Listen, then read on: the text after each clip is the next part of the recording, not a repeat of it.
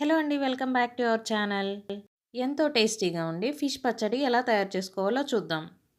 పచ్చడికి ముందుగా మసాలా సిద్ధం చేసుకుందాం. మెంతులు, ఆవాలు, గసగసాలు, మిరియాలు, ధనియాలు, యాలకులు, దాల్చిన చెక్క, లవంగాలు, జీలకర్ర, సోంపు తీసుకోవాలి. అలానే అల్లం వెల్లుల్లిని పేస్ట్ లాగా సిద్ధం చేసుకోవాలి. జీడిపప్పుని పొడిలాగా చేసుకొని పక్కన పెట్టుకోవాలి. ఫిష్ ముక్కల్ని పసుపు, ఉప్పు, మజ్జిగతో శుభ్రంగా కడిగి ఫ్యాన్ కింద ఆరబెట్టుకోవాలి. తడి అనేది లేకుండా చూసుకోవాలి. ఒక ప్యాన్ తీసుకొని ఇందులో జీలకర్ర, ధనియాలు, దాల్చిన చెక్క, లవంగాలు అవన్నీ మనం ముందు చూపించాం కదా, అవి అన్నీ వేసుకొని లో ఫ్లేమ్లో ఫ్రై చేసుకోవాలి. ఇవి కొంచెం వేగిన తర్వాత మిక్సీ పట్టుకొని పొడి మసాలా సిద్ధం చేసుకోవాలి.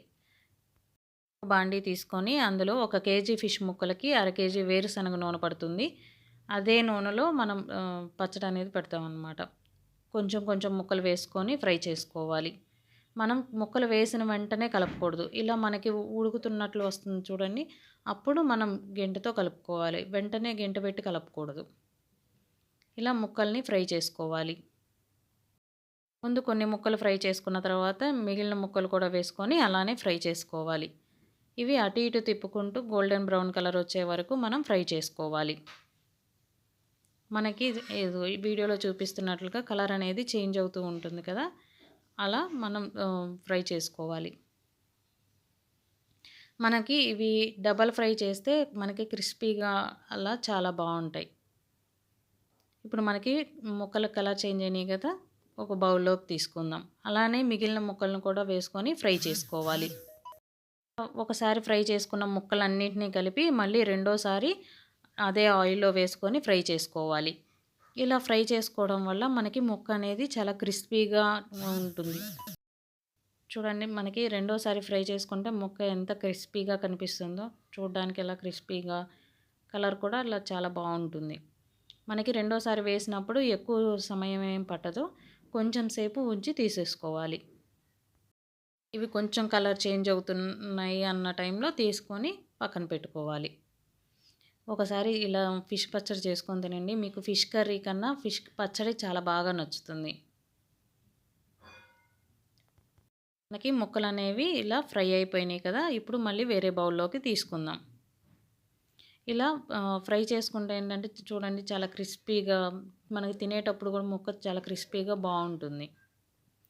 ఇలా తీసుకున్న తర్వాత అదే నూనెలో మనం అల్లం వెల్లుల్లి పేస్ట్ని ఒక 4 స్పూన్లు వేసుకోవాలి.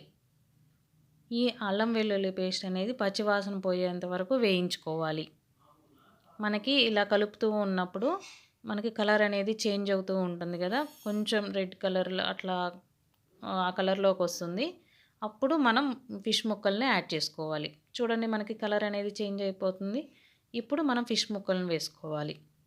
ఫిష్ ముక్కలను వేసుకొని కలుపుకోవాలి.